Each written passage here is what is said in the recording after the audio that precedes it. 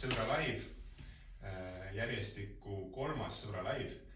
Täna istume siin Toivo Tänavsuuga. Toivo, kes on Toivo? Merle? No, sa oled taustatööd teinud, ma tean. Taustatööd teinud, korralikult guugeldanud. Sa oled 4 lapse isa.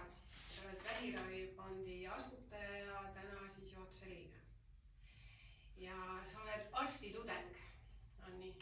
Sa oled ka lisaks Oleviste koguduse liige ja käid kooris. Ja lisaks oled sa ka veel ajakirjanik. Vastab see kõik tõele? Jah, mõned ülesanded on, jah. Esimene asi, mis ma selle pärast ka näinud küsida on see, et aga millega sa vabal ajal tegeled? Sporti teen natuke ja pereringis lastega tegelen ja... Ja see tuleb siis öötundidest või kunas sa nagu selleni jõuad, kui mõtlen selle peale, kui palju sul nagu ülesandeid on, siis see kõlab minu jaoks täiesti uskumatult. Ma ei tea, kuidagi jõuab. Eks ajakirjandus läheb vaikselt tahaplaanile. Jõuan koolivaheajal kirjutada peamiselt. Okay. Aga ma lugesin sellise pika listi ette, et mis sa ise ütleksid, mis üks sõna oleks, mis sind täna kõige rohkem kirjeldaks? Kuidas sa ise ennast kirjeldaksid, mis sõnaga? Tudeng. Tudeng. Sa just jooksid koolist siia, ma saan aru, et... Ja, just lõppes geneetika seminar ja tuleb farmakoloogia kohe otsa. Ja ma kujutan ette, et sul on kursusekaaslaseid, kes ei ole veel 4 lapse isad, on äsja gümnaasiumist tulnud. Ma mõtlen selle peale, et sa oled tänaseks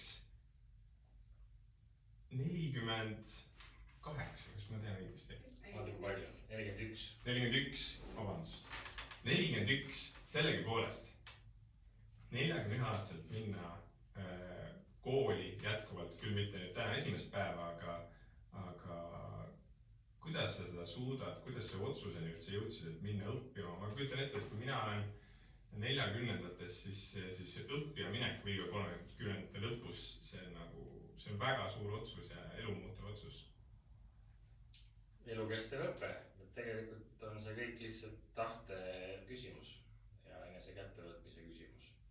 Ma arvan, et arstiõpingud on jõukohased väga paljudele 40-ndates eluaastates inimestele.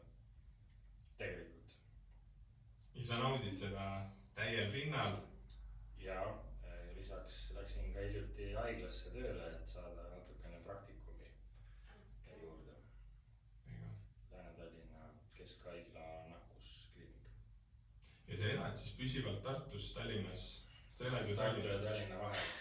Okei, et enamasti oleneb päevast. Tegelikult ikkagi Tallinnas, kus on mul pere, aga küllaltki tihti siis sõidan.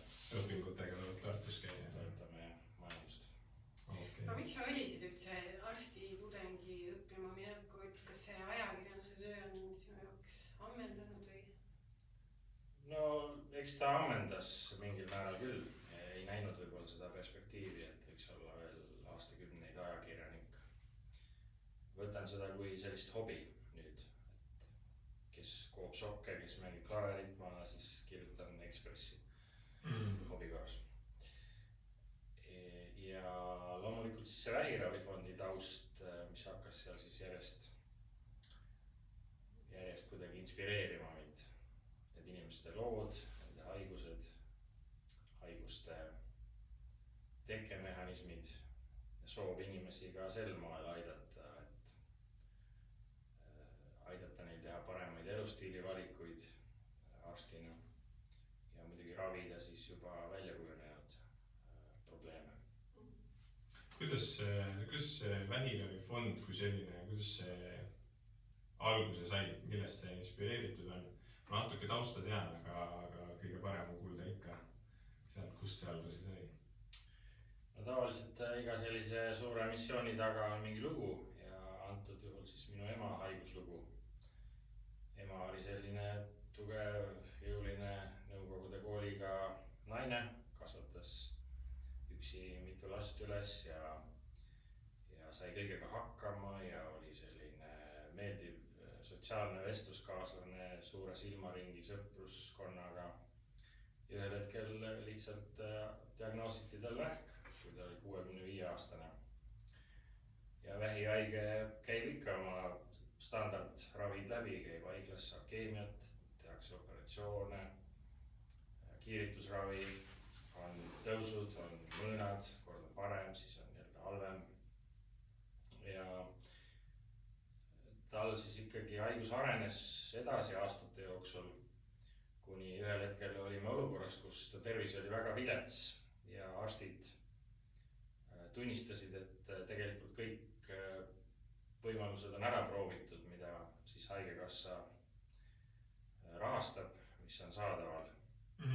Aga on veel üks ravi, mida haigekassa ei rahasta ja mis maksab 5000 eurot kuus ja mis siis võiks pikendada veel ema elu. Ja siis olimegi olukorras, kus tuli leida see raha, sest haigekassa seda ravimit tol hetkel ei rahastanud, nüüd juba rahastab. See oli siis nüüd juba 9 aastat tagasi. 9 aastat. Ja sõbrad, tuttavad tulid appi, aga ka täiesti põhivõõrad inimesed aitasid emal seda ravi kätte saada. Ema elas veel 1 aasta. Oli väga selline hea, ilus aasta, kus ta sai siis veel oma elu otsi nii-öelda kokku tõmmata ja veeta siis laste ja lastelastega aega. Ja ühel hetkel muidugi hääbus, sest ravi kaotas oma mõju. Aga enne seda me mõistsime, et tegelikult neid inimesi on veel, kes on sarnases olukorras, et ravi on olemas. Teadlased on midagi välja mõelnud, aga ei ole kättesaadav, sest on väga kallis. Ja otsustasimegi teha sellise fondi, siis mina, ema ja Janek Mägi, kes oli meie hea tuttav, on tänaseni fondis nõu ja jõuga abiks. Ja ega me ei teadnud, mis siis nüüd saama hakkab. Oli loodud üks fond, panime paarsada eurot sinna sisse. Aga kõik see järgnev on olnud üks suur selline plahvatus heas mõttes, et tõesti kõik asjad loksusid paika, tulid need vajalikud abilised küll teenustega, küll esimesed suured rahastajad. Ja täna oleme siis olukorras, kus see fond on nagu selline laulupidu. Tal on väga palju annetajaid üle Eesti, kes panevad väiksemate summadega, on väga suuri annetajaid. Ja kõige tähtsam, oleme saanud kõikidele inimestele, kes midagi vajavad, oleme saanud siis selle ravi võimaldada. Neid inimesi on juba üle 1500 on siin 8 aasta jooksul. See on päris suur number. Ma mõtlen selle peale, et 8 aastat, ongi nagu sa ütled, see missioon on kasvanud, see kogukond selle taga on järjest hoogu kogunud. Aga nüüd tegelikult ei ole tõenäoliselt see ainult olnud kogu aeg lihtne, sest ma kujutan ette, et alguses see positsioon leida, et kes me oleme, kuhu me täpselt sobitume, et inimesed selle kaasa võtaksid, see oli tõenäoliselt väike siukene enda otsimise koht, aga nüüd koroona ajal, kus meid kauplustena mingid pandi kinni ajutiselt, siis mõtled, kuidas ellu jääda, et kuidas teil tegelikult need viimased aastad nüüd on läinud, kui on võib-olla olnud teisiti aeg ja muidu olen ikka näinud üritustel nii edasi, on inimesed väljas, kes annetusi koguvad, aga kuidas teil viimased aastad praegu läinud on? No tegelikult on läinud hästi. Selles mõttes, et olemegi kõikidel inimestel selle ravi saanud võimaldada, mida nad tol hetkel vajavad. Ei ole pidanud kedagi ukse taha jätma rahapuudusel. Ei ole pidanud hakkama valima inimeste vahel, et kes nagu väärib seda võimalust viimast õlekõrt rohkem. On olnud igal hetkel piisavalt annetajaid. Küll on olnud momente, kus me juba jagame seda raha laiali ette, mida meil veel ei ole kogunenudki. Aga alati on tulnud kas siis suured toetajad appi, kui tekib selline natuke kriitilisem moment. Ja eks siin ole hulk põhjuseid, miks see kõik nii hästi on läinud. Esiteks muidugi see, et oleme kogu aeg aktiivsed. Ei ole meil mingeid suuri 2-3 suurt kampaaniat aastas, vaid meil ongi üks kampaania hommikust õhtuni. Et erinevad Facebooki kampaaniad konstantselt, aastaringselt, pluss siis meie vabatahtlikud käivad kogumas annetusi aastaringselt. On olnud siin aastaid, kus me käime võib-olla 1000 üritusel aasta lõikes. Teine asi muidugi see, et meie teema on tuttav. Praktiliselt kõikidel inimestel on mingi kogemus vähiga. Pereliige, vanaema, vanaisa, sõber, kolleeg, keegi on võidelnud, võitleb. See teema ei ole selline, mida sa pead pikalt seletama, et mis see vähk on ja mis see inimesega teeb. Kõik teavad, mis see on. Ja kõik teavad ka seda, et mida see vähihaige siis vajab, mis see ravi võib talle anda, mis aega, ka tervist võib anda, tervise tagasi võib anda. Ja muidugi läbipaistvus, et me üritame hästi palju anda sellist tagasisidet ja rääkida neid inimeste lugusid, mida inimesed tänu vähiravifondile siis nagu tegelikult on saanud, mis see fond tähendab inimeste jaoks. Ja võib-olla ka fookus, et lahendame ühte konkreetset probleemi juba 8 aastat ja lahendame seda võimalikult hästi. On ju võimalusi vähiga ka teisel moel võidelda, on küll ennetustöö, mingisugused teraapiad, psühholoogiline pool, et kõigega võiks ja peaks tegelema, aga me tegeleme siis ühe probleemiga, see ravi rahastamine. Kas on vahepeal tulnud mõtteid, et laiendada seda? Ikka on ja praegugi selle ennetuse peale nagu mõtleme, et kuidas seda võiks kõige efektiivsemalt teha.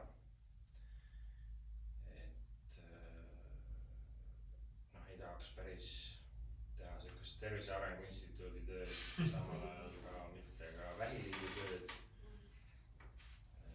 Tahaks midagi teha nagu efektiivsemini, paremini, et inimestele jõuaks kohale, et kõige paremini, kõige odavamini, paremini ravitud vähk on see, mida nagu avastatakse väga varajases faasis.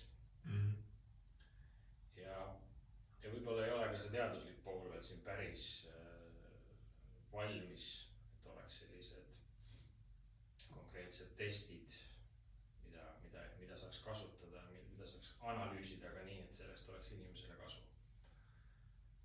Et küll mõõdetakse erinevaid riske, geneetilisi riske vähitekke puhul, aga küsimus ei ole mitte selles, et kas me oskame neid riske mõõta, kas me teame, mis geenid on millise vähiriskiga seotud, vaid pigem selles, et kui me selle info saame, siis mida me sellega edasi teeme.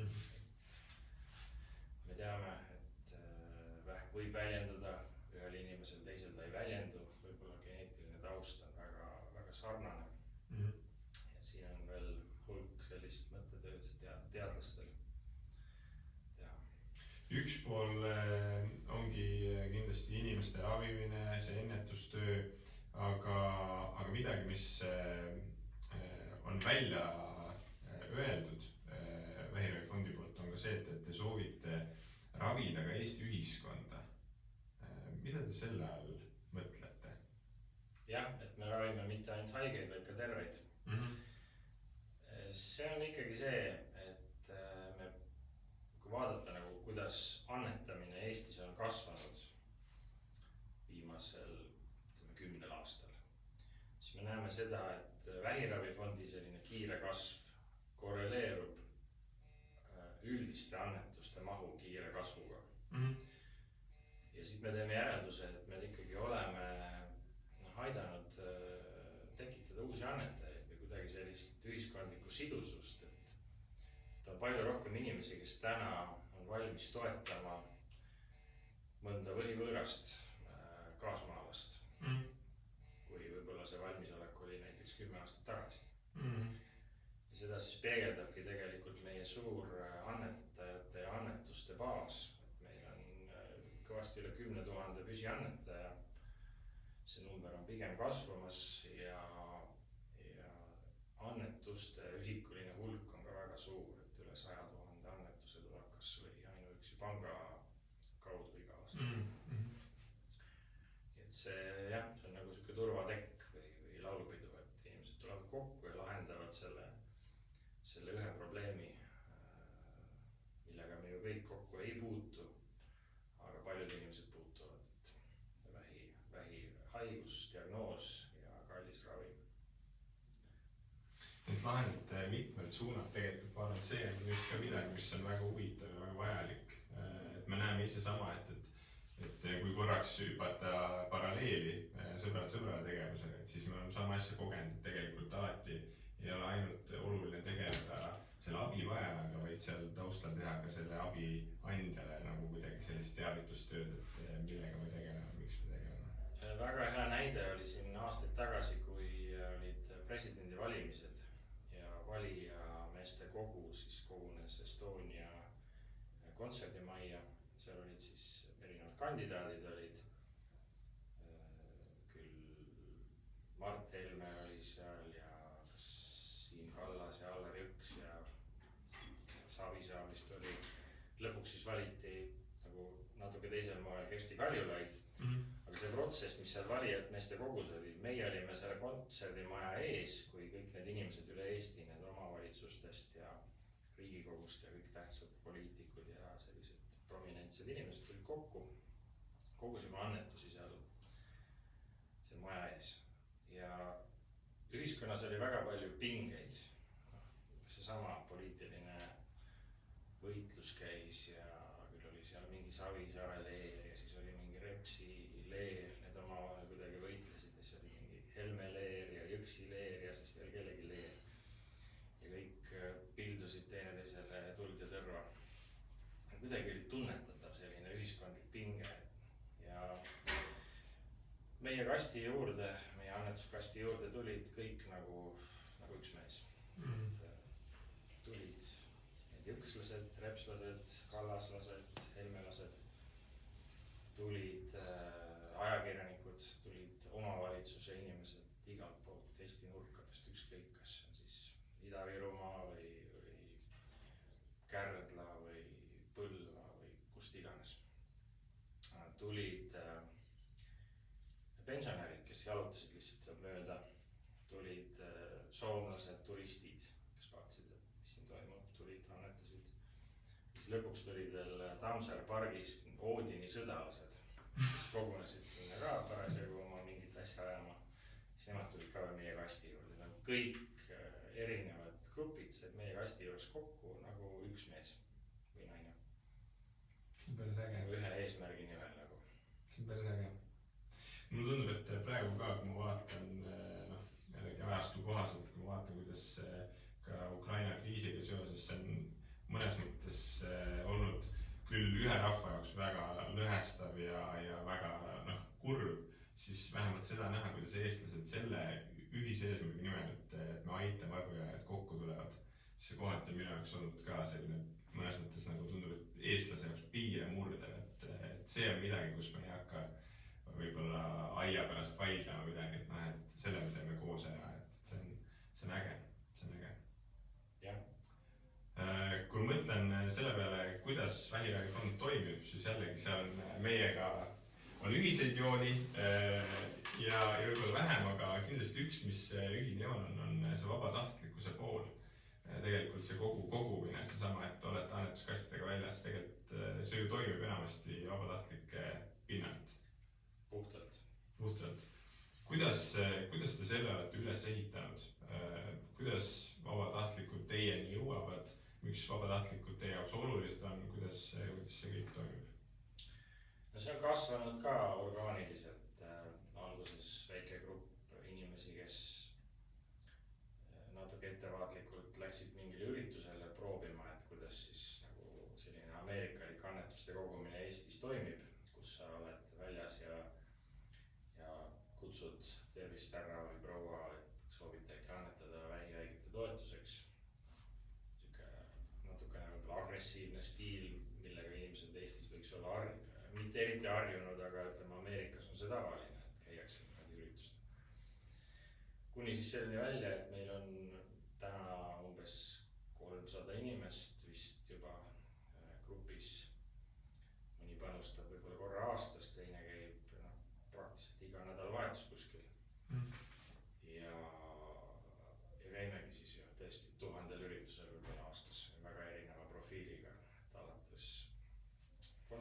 festivalid, suve mingid asjad kuni ööklubideni ja milleni iganes, kuhu vähegi kutsutakse. Ja alguses muidugi tuli teha väga palju sellist teavitustööd ja meil ei olnud neid suuri plakateid, pidime hästi palju rääkima inimestega, et on niisugune fond ja mida see teeb ja ikkagi minu ema Hille Tänavsuu oli seal siuke märksõna, et see tuleb meelde, oli tõesti selline proua ja ta oli raske haigus ja olen kuulnud midagi. Ja siis mõni inimene pahandas meiega, et mis te tüütate meid siin. Tulen siia mingit suveüritust nautima, õllesummerit näiteks. Ja siis on mingi siuke teema, et mingi surmateema siin kohe mul vaatab vastu. Ja oli pahandust ka.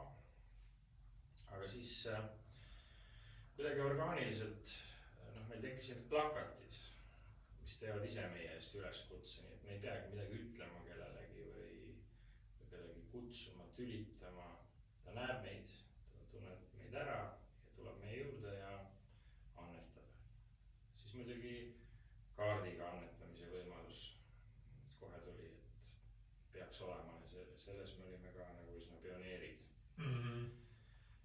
Ja nii ta on kasvanud lihtsalt orgaaniliselt, et tõepoolest täna need inimesed mitte ainult ei kogu annetusi, vaid nad tegelikult ongi selline meie nägu. Ja inimesed tulevad vabatahtlike juurde, räägivad oma, mis neil südamel on, võib-olla keegi on värskelt kaotanud mõne pereliikme vähile või keegi on saanud värsket diagnoosi või olukord on raske. Tulevad, tänavad, kallistavad, soovivad head, et see kõik käib selle asja juurde.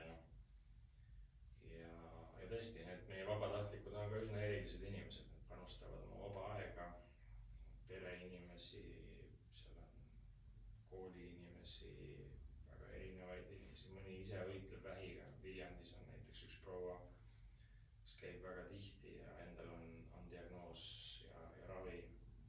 Ja on neid teisigi, et tegelikult jah, ja need inimesed koguvad siis umbes kuni 10% fondi annetustest, olenevalt siis aastast. Ja nad on meie nägu ja nad on meie nii-öelda reklaam ja meie usaldus. Ja keegi võib-olla näeb meid siin, seal kolmandas kohas, läheb koju ja teeb selle püsiannetuse näiteks elektroonselt. Ka nii toimib. Jah, küsi. Kui ma nüüd tahaks tulla vabatahtlikuks, kas te siis alguses teete mulle mingi koolituse ka, et ära sa nii tee või täpselt nii tee? No lühidalt teeme. Ei ole mingit koolitusprogrammi, mida sa peaksid läbima. Et on mõned üksed head nõuanded, mis on läbi proovitud ja mis töötavad. Just see, et sa jätad inimesele sellist ruumi mõelda, otsustada, hingata, et me ei ole need Starmani poisid või need Elisa poisid, kes kaubanduskeskuses ütlevad, et sul on probleem ja sa tuled, lahendad seda meie juures ära. Seda me nagu ei tee. Et pigem jah, jätame võimaluse siis ka meist mööda jalutada, ilma et peaks tundma piinlikkust või midagi sellist. See on tähtis. Jah, ma olen täitsa nõus. Ennem väga hea küsimus, tahtsin seda küsida ja tahtsin veel küsida, et kas sa oled ise ka vabatahtlik üritustel väljas kastiga käinud kogumas ja ka see sama pilt, seal on suur Väiravifondi poster sinu taga, mis me panime ka tänase reklaami peale, et kui vabatahtlik käest küsida, et mis see nende jaoks annab, see väljas olemine, mis see väärtus nende jaoks on, et üks asi on see, et see on missioon, mida nad tahavad aidata, aga mida see neile annab? No nüüd ma ise olen käinud oluliselt vähem, kui ma varem käisin, et vähe jõudnud.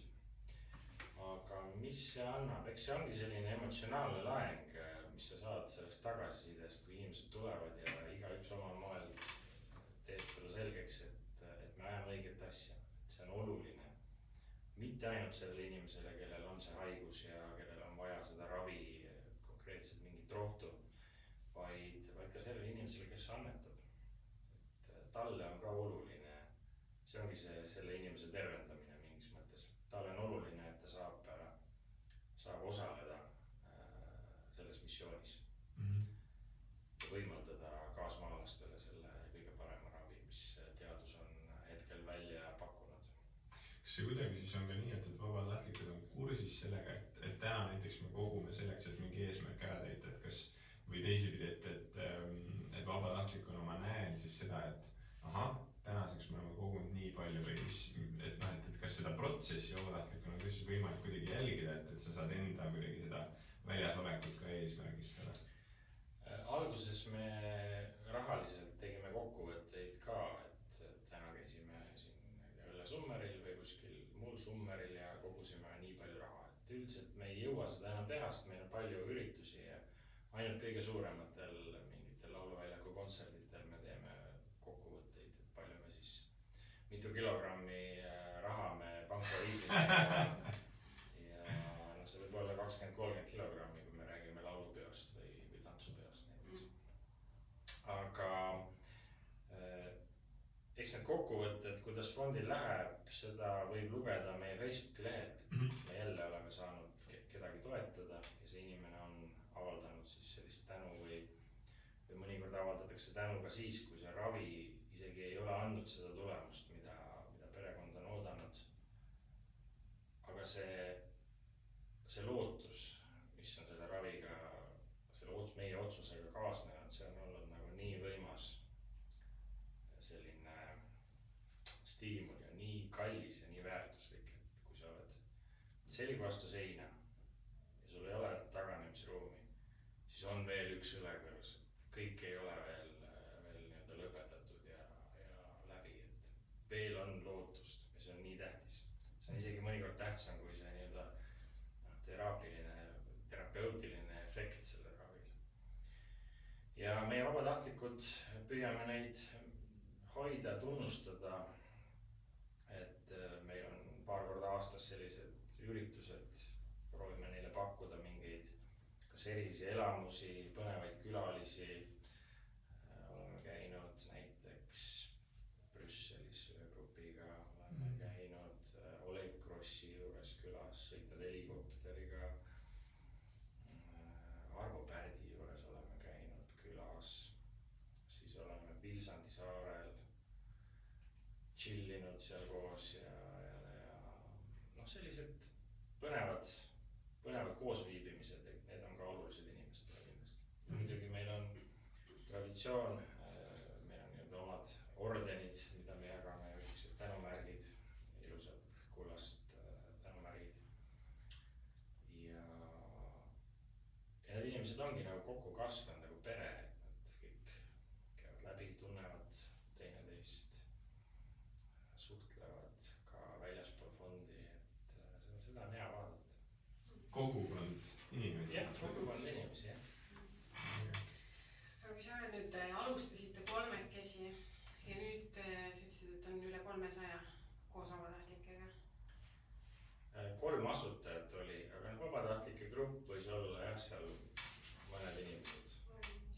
See juhtimine on pidanud ka ikkagi väga palju muutuma, et kuidas te suudate seda ära hallata täna, et võib-olla seal algusaastatel oli lihtne, et helistad, aga täna, et see kõik oleks, et see toimiks ka, see non-stop kampaania. No see ka on kuidagi orgaaniliselt kujunenud, et me ise siis skännime neid erinevaid üritusi, mis on tulemas ja aga seda teevad ka meie vabatahtlikud. Me tahaks minna sinna näiteks. Tore, muidugi tahaks minna. Kooskõlastame selle, no enamasti oleme teretulnud, mõnikord ei ole ka, aga sellest ei ole ka hullu midagi, et on erinevaid üritusi, et kogutakse võib-olla hoopis mõnele muule organisatsioonile. Ja paneme kalendrisse, siis inimesed kirjutavad oma nimed sinna, et kes sooviks sinna minna.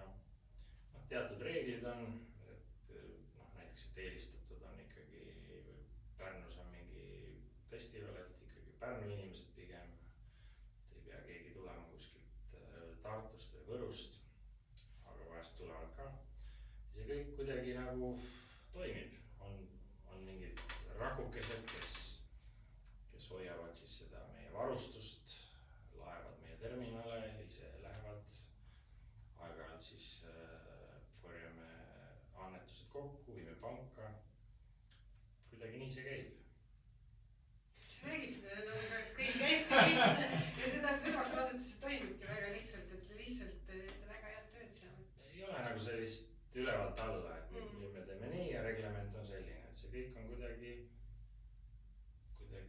usaldusel, inimsuhetel ja mingil kõigil on see omaniku tunne olemas. Jah, mingil talupoja mõtteviisil, et nii need asjad võiks käia, nii on optimaalne ja nii need terminalid ja kastid ja plakatid meil niimoodi liiguvadki üle Eesti ilma, et keegi peaks omama kogu aeg nagu mingit väga detailset ülevaadet, kus asjad on.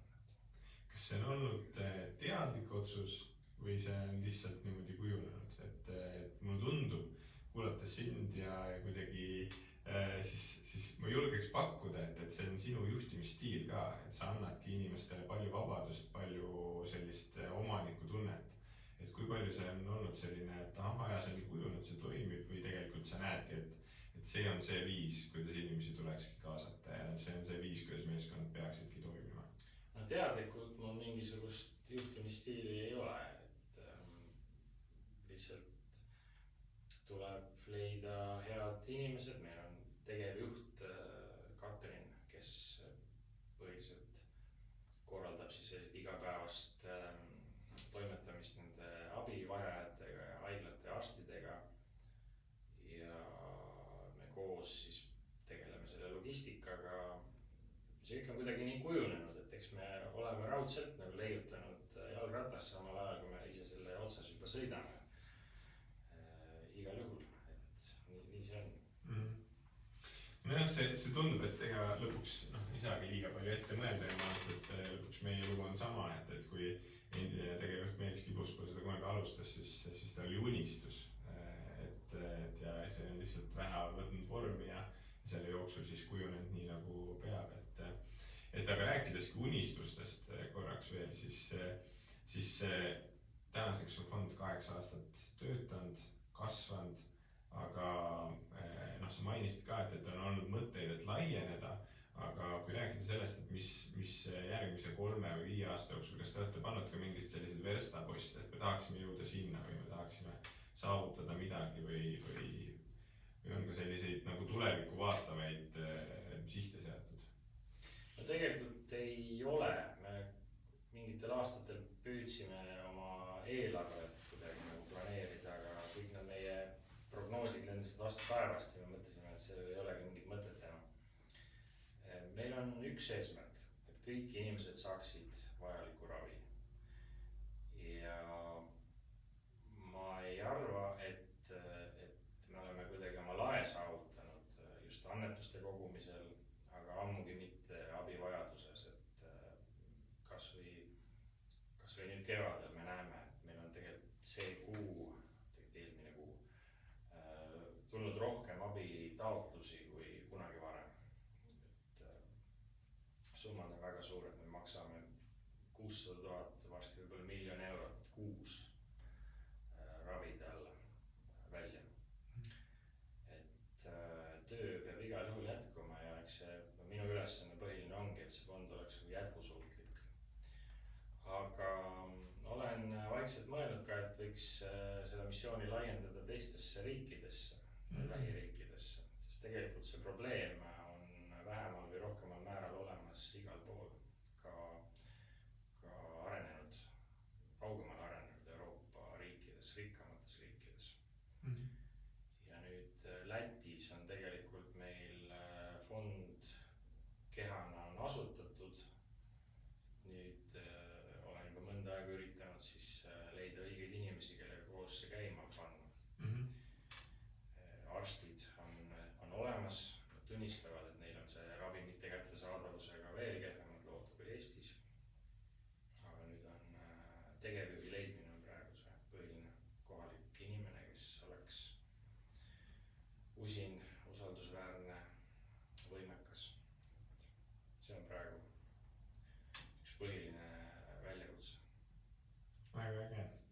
me samamoodi, noh, jällegi see on kihvt kuulata, et see inspireerib ennast ka, et kui 2018 aastal meie samamoodi laienesime Leetu, siis tegelikult see tuli ka sellest, et me nägime, et sõbrale missioon luua võimalus headeks muutusteks, aidata inimesi, kes on meie ümber ja kes võib-olla ühte või teist pidi kuidagi on jäänud välja kas riiklikust süsteemist või ka mingist sotsiaal- või abiorganisatsioonist. Et loomulikult see vajas on väljaspool ka ja samamoodi tekkisid kontaktid ja me laienesime sinna, et igal juhul saab olla põnev näha, et kuidas see ja ma arvan, et samamoodi see abivajajate hulk ja ma arvan, et ka see aitajate hulk on ju tegelikult on ootamas ja tegelikult on vaja sellist inimest, kes Eestist läheks ja ütleks, et tulge meiega. Nii ta on, aga muidugi on selge, et tulevad järjest uued ravimid. Need ei saa olema odavamad kui senised. Kui me siin geeniteraapiast räägime, siis Eestis on sellest juttu olnud juba ravimi hind maksab miljoneid tegelikult. Arstid juba mõnda aega üle maailma nagu kuidagi on ängistuses või protesteerivad, et kogu see ravimite hind, see läheb nagu nii ulmelistesse kõrgustesse, et nad ei saa enam inimesi ravida. Ja see tähendab tegelikult kõik seda, et see tööpõld siin Eestis jätkub oi-oi kui kaua veel meil. Aga kas kuidagi võimalik seda ka, nüüd kui sa järjest rohkem oled ka meditsiinivaldkonnas sees, sa õpid, sa näed, mis päriselt toimub ka siis kabineti poole pealt ja võib-olla ka meditsiinisektoris, kas kuidagi võimalik seda siis ka lahendada selliselt, et okei, et fond võib koguda rohkem raha, aga et ka nende ravimite hinda tuua kuidagi käepärasemaks, et kas siin lihtsalt ongi fakt see, et toode ja toote väljatöötamine läheb niivõrd palju kallimaks, et see lihtsalt maksab nii palju või siin on mingit ruumi ka või sa näed, et see on veel koht, kuhu sa enda õpingute järgselt oled jõudmas või kuidas sa seda näed? No pigem on jah see, et kui me räägime personaalmeditsiinist, siis mõnda ravimit võib olla Eestis vaja paarile inimesele aastas. Ja ükski ravimitootja sellise hulga patsientide pärast ei hakka eraldi midagi välja töötama ja panustama. Ehk siis need ravimid, millel on vähe vajajaid, nende ravimite arendus ongi väga kallis. Ja eks see ole siuke karm äri, et kui ravimitootja on turule toonud mõne uue rohu, mis selgelt eristub vanadest sarnase diagnoosiga patsientidele mõeldud ravimites, siis kui see rohi on palju parem, palju efektiivsem, paremate kliiniliste tõendustega, siis ta maksab ka, temast küsitakse nagu ka väga palju, sest tegelikult alternatiive pole, konkurentsi pole. Ja kuni siis 10 aastat saab mööda ja patent avaneb ja on võimalik ka teistel tootjatel sama ravimit toota. See on selline pragmaatiline reaalsus selles valdkonnas. Kui sa nüüd kooli lõppu jõuad, mis sa edasi teha paned? Kas sa süvened veel rohkem kuidagi fonditöösse, paned need oskused seal mängu, hakkad arstina tööle, hakkad teadustööd tegema, mis just edasi saab? No lõpuni on veel kõvasti aega, umbes 7 aastat. 7 aastat veel? No 3 aastat tegelikult on siis jah üldarsti diplomi saamiseks vaja õppida ja pluss veel 4 aastat residentuuri.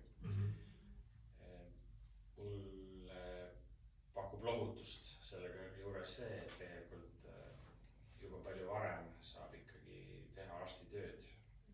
Juba 4. kursuse lõpupoole on võimalik abiarstina töötada ja resident on juba nagu peaaegu päris arst, noor arst. Ja ma kavatsengi seda teed minna, et mitte ainult õppida 10 aastat, vaid ikkagi esimesel võimalusel ka tööle minna, mida ma ka praegu olen teinud siis abiõena nakkuskliinikus. Aga igal juhul on plaanis minna lõpuni ja siis sihin ikkagi onkoloogiat. Oleks võimalik ühel hetkel ka ise hinnata neid taotlusi, mis meile laekuvad ja teha seda nõukogu liikme tööd, mida meil arstid praegu teevad. Just mõtlesin, et sa enne mainisid ka Lätis, et arstid on olemas, et siis tegelikult teil on väga suur nii-öelda abivägi ka sellest, et ikkagi onkoloogia arstid hindavadki neid taotlusi, mis sisse tulevad ja seal on see protsess siis on arstide poolt nii-öelda kaetud. Jah, võiks öelda ka nii, et arstid on meie ühed kõige olulisemad vabatahtlikud ikkagi. Meil on fondis, julgeks öelda, Eesti kõige tugevam selline konsiilium, vähikonsiilium. Ja arstid vaatavad siis kõik taotlused üle, et kas on meditsiiniline näidustus sellele rohule, mida soovitakse, kas see on tõenduspõhine, kas on müügiloaga ravim, kas on ikkagi tõendatud, mitte eksperimentaalne. Ja need aspektid kõik vaadatakse läbi ja arstid otsustavad, milline taotlus peaks nagu rahastus saama. Väga äge. Korralik meeskond on sinna taha koondunud. Väga äge. Mul tekkis küsimus, et kas see ongi nagu olenebki inimesest, kellel see vähk siis avaldub või ei avaldu või saame me ise ka kuidagi midagi teha, et sellest hoiduda? No statistika on karm, et iga teine mees ja iga kolmas naine elu jooksul saab vähi. Enamikel juhtudel küll hilises eas, kõrges eas, 70-80 pluss üles. Aga jah, loomulikult on olemas teatud riskitegurid, suitsetamine, alkohol, magamatus, vale toitumine, vähene liikumine, kõik need mõjutavad. Aga ja muidugi geneetiline taust ka mingil määral, et on olemas inimesi, kellel on pärilik soodumus siis teatud vähitüüpide avaldumiseks, aga samas neil ei pruugi need avalduda. Nii et kokkuvõttes võib öelda, et jah, kõik need teadaolevad nii-öelda kahtlusalused ehk suitsetamine, alkohol, vähene liikumine, need mõjutavad vähiteket, aga päris nii ei ole ka võimalik, et elad üdini ökoloogilist, rohelist elu ja arvad, et see haigus ei tule. Ta võib sellegi poolest tulla.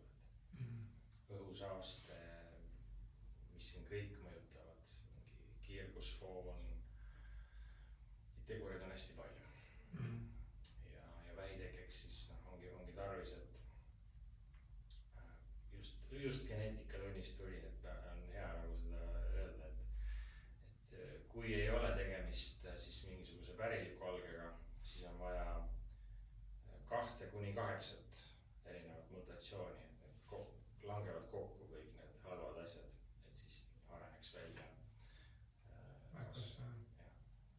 Ühest ei piisa, 2 võib-olla juba piisab, aga olenevalt siis vähitüübist 2-8 mutatsiooni, see on nagu bingomäng natuke.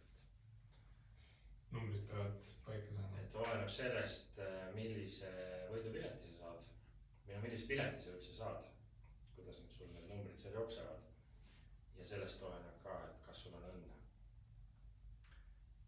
Ja siis võib nende erinevate faktorite kokkulangemisel siis 2 varianti, kas jääd terveks või mitte. Ja kurb on see, eriti viimastel aastatel, et vähiravifondi poole pöörduvad üha nooremad inimesed. Kui veel mõnda aega tagasi võis tunduda, et tegemist on pigem nagu vanemate inimeste haigusega, et see oli täiesti loomulik, et vanuses 60-70 kellelgi diagnoositi vähk, siis täna meil on 20-sed, 30-sed noored isad-emad, keda me toetame, neid on päris palju.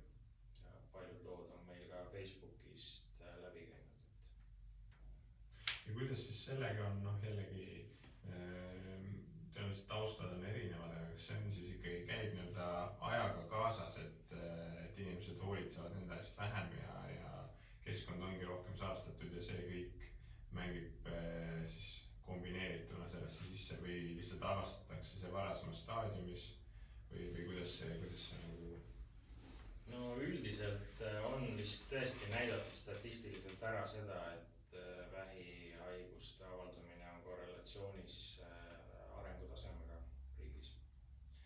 Ehk siis meil on moodne ühiskond, mugav ühiskond ja meil on seda haigust ka palju. Võrrelduna võib-olla mõne sellise kas päris primitiivse rahvaga või kes elavad sellist mitte sellist elu nagu meie elame, aga veel kord jah, need põhilised asjad, see toitumine, nii-öelda kiirtoidu revolutsioon, et saaks kiiresti mingi ampsu kätte kuskilt ja muidugi see istuv eluviis. Ja sellest tulenevalt mitte ainult vähkkasvajate risk, vaid rasvumine, südame-veresoonkonna haigused, kõik see on niisugune moodsa ühiskonna reaalsus. Nüüd kui nüüd me oleme tükk aega vestelnud ja hakkame otsi kokku tõmbama, siis kui ma küsin sult, et kuulajale, mida sina ütleksid täna Vähiravifondi esindajana, õppiva arstina, mis oleks need paar soovitust, võib-olla üks kindlasti tulla vabatahtlikuks võimalusel, kui see kõnetab ja on südamelähedane, aga võib-olla enda tervise peale mõeldes ja noh, sina oled selle haigusega üsna tuttav kahjuks, et mis sa oskaksid nagu inimestele täna kaasa anda, soovitada ja öelda? No võib-olla kahte asja, et üks on puudutabki neid samu elustiili asju, et harjutage ise ja harjutage ka oma lapsi sellega, et nad liiguksid regulaarselt. Mis iganes harrastus see siis on, et nad oleksid aktiivsed ja võimalikult kõrge eani oleksid aktiivsed. Toitumise osas ma arvan, see on universaalne soovitus, et jälgi, mida sa sööd. On palju seoseid näiteks sellesama punase liha ja soolevähkidega näiteks toodud. Kaitse oma nahka päikse eest näiteks.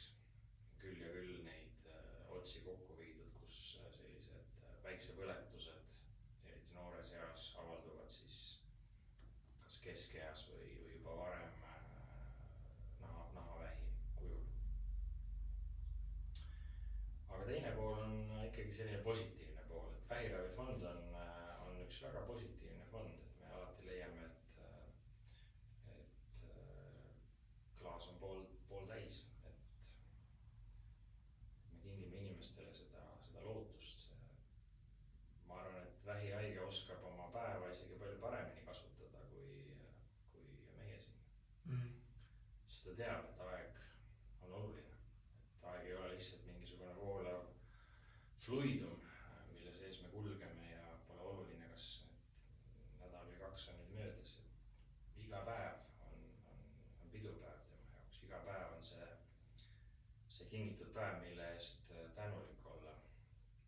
Ja ma arvan, et kui mittehaige inimene oskaks ka natukenegi niimoodi asju vaadata, et siis see oleks väga kasulik. Hinnata nagu igat päeva, igat hetke. Et mõne jaoks ongi see ravim, mida Vähiravifond siis võimaldab, andnud näiteks 3 kuud elulisa. Ja hakkad mõtlema, et pole mitte midagi, 3 kuud. Mõttetu ravim, milleks raisata raha. Ja siis sa elad selle teadmisega ja siis see pereliige sellel inimesel kirjutab sulle sellise üdini südamliku tänuliku kirja, et see oli parim aeg. Et see oli just see aeg, mida me vajasime. Sa saad aru, et midagi on õigesti tehtud. absoluutselt. Jaa, võiks paljust veel rääkida, neid küsimusi ja mõtteid tekib järjest juurde. Sa pead vist kooli tagasi jooksma. Vara veel. Mis loeng sul järgmisena hakkab? Farmakoloogia. Okei. See on päris muljetavaldav igatahes müts maa selles, mida teeb Vähiravifond, selles, et sa selle algatasid. Küll mitte üksi, et siin tuleb rohkematele öelda tänusõnad, aga igas juhul see on äge. Kingitudelu.ee kodulehel saab lugeda Vähiravifondi kohta rohkem, Facebookis, Instagramis ma kujutan ette, toimetate ka, et kõike seda ja loomulikult kutsun samamoodi, et kui see teema on südamele lähedane, siis kannetama, et kui ei saa vabatahtlikuks minna, siis vähemalt see juba aitab kellegi elule kaasa. Aitäh sulle, et sa tulid.